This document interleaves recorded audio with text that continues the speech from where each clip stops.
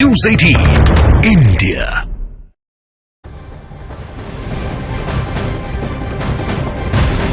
और बड़ी खबर आ रही है कांग्रेस और टीएमसी को लेकर। प्रधानमंत्री के बंगाल दौरे से पहले कांग्रेस टीएमसी सीट शेयरिंग की आधिकारिक घोषणा कर सकते हैं। कांग्रेस टीएमसी की गठबंधन की चर्चा लगातार चल रही है और टीएमसी मेघालय में 1 सीट, असम में 2 सीटों की मांग कर रही है। चर्चा ये भी चल रही है कि फैसला जल्द हो सकता है, लेकिन प्रधानमंत्री नरेंद्र मोदी का इस बीच दौरा भी है और संदेश खाली जो लगातार चर्चा में बना हुआ है। संदेश खाली से जो संदेश देश दुनिया तक जा रहा है वो ठीक नहीं है और ऐसे में अब तमाम प्रयास यहाँ पर जितनी भी पॉलिटिकल पार्टीज हैं उनकी ओर से किए जा रहे हैं और अब ये कहा जा रहा है कि प्रधानमंत्री का जो बंगाल दौरा होगा उससे ठीक पहले कांग्रेस और टीएमसी कोई बड़ा ऐलान कर सकते हैं। आशिका इस वक्त हमारे साथ जुड़ी हुई है। आशिका, अभी भी बात कहीं बनती हुई दिख नहीं रही है। टीएमसी कह रही है कि बातचीत नहीं हो रही है, कांग्रेस कह रही है बातचीत हो रही है। क्या स्थिति इस वक्त बंगाल में गठबंधन की? देखिए, आधिकारिक तौर पर तो तृणमूल कांग्रेस इस पर कुछ भी नहीं कह रही है। ये कह रही है कि ममता बनर्जी या अभिषेक बनर्जी इस पर कुछ बोलेंगे, लेकिन सूत्र जो बता रहे हैं कि बातचीत फिलहाल शुरुआती दौर में है, लेकिन 5 नहीं 4 सीटें सबसे ज़्यादा से ज़्यादा टीएमसी दे सकती है, कांग्रेस के लिए छोड़ सकती है। फिलहाल इसको लेकर के पेच फंसा हुआ है। असम और मेघालय को लेकर के प्राथमिक तौर पर टीएमसी बात जो है वो कर रही है, उसके बाद बंगाल पर आएगी। 8 सीटों की जो बात हो रही है टीएमसी की तरफ से ये साफ कहा गया है कि 8 सीटें देने का तो सवाल ही नहीं उठता है। 2 सीटों की बात ममता बनर्जी इसके पहले कर रही थी कि हम 2 सीटें देने को तैयार हैं, जो उनकी अपनी जीती हुई सीटें हैं कांग्रेस की, और ये भी कह रही थी कि न सिर्फ दूंगी बल्कि जिता भी दूंगी।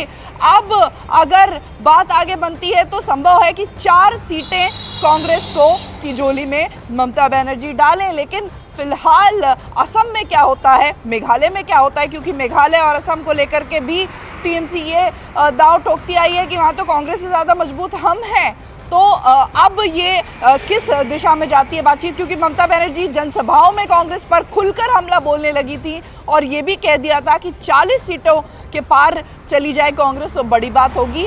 फिलहाल अगर ये बातचीत हो रही है तो कितनी सीटों पर सहमति बनती है ये देखना जरूरी है।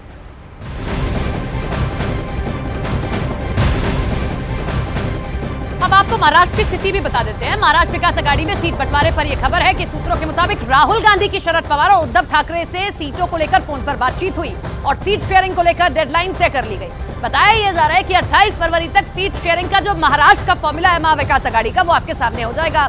जो भी कंफ्यूजन है उसे दूर कर लिया जाएगा और बहुत जरूरी है कि महाराष्ट्र में सीट शेयरिंग का फॉर्मूला तय हो जाए, क्योंकि एक एक करके कांग्रेस के बड़े बड़े नेता कांग्रेस से छिटकते जा रहे हैं और इसीलिए जल्दी से जल्दी सीट शेयरिंग का फॉर्मूला तय कर लिया जाए। विवेक गुप्ता का हम एक बार रुक कर लेते हैं, न्यूज़ 18 इंडिया के हमारे सहयोगी जुड़ गए हैं। विवेक, कब तक सीट शेयरिंग का फॉर्मूला तय होगा? ये कहा तो जा रहा है जल्दी कर लेंगे, लेकिन जल्दी करना पड़ेगा, जैसे कांग्रेस छिटकते जा रहे हैं एक एक करके नेता कांग्रेस के।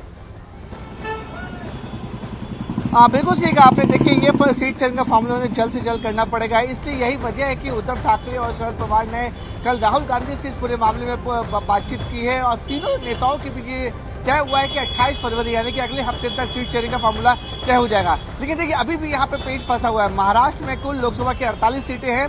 शिवसेना 17 सीट मांग रही है, 23 से 24 सीट।